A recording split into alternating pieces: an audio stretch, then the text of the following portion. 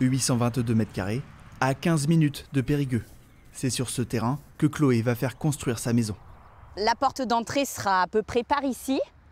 Et donc après, ma maison ira plutôt sur l'avant du terrain. Pour son projet, elle emprunte 185 000 €, dont 75 000 à 0%. Elle bénéficie du prêt à taux zéro, un dispositif de l'État accessible pour les primo-accédants.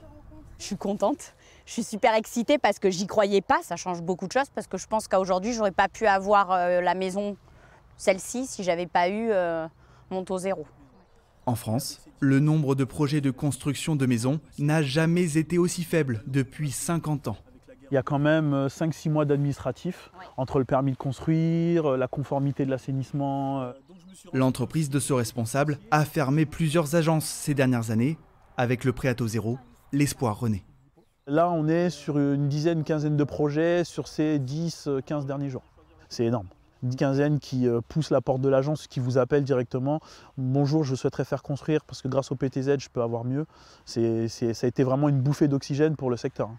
Avant le 1er avril, le prêt à taux zéro pour les logements neufs ne concernait que les habitats collectifs. Il était réservé aux zones dites tendues, c'est-à-dire avec un manque de logements par rapport à la demande.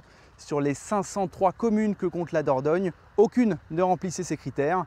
Mais depuis le 1er avril, tout change. Le prêt à taux zéro est maintenant disponible à l'entièreté du département, même sur les habitations individuelles. Christophe Vaz a racheté une maison non achevée. Son courtier a découvert qu'il avait droit au prêt à taux zéro pour le logement neuf. 44 000 € empruntés à 0%, de quoi faire économiser 70 € par mois sur sa mensualité. 70 € par mois sur 25 ans, si on fait le calcul, ça représente quand même une belle somme. Ça permet de payer les factures d'électricité, oui, c'est vachement avantageux.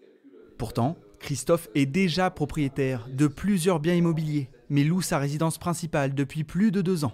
Il est considéré primo-accédant et a droit au prêt à taux zéro.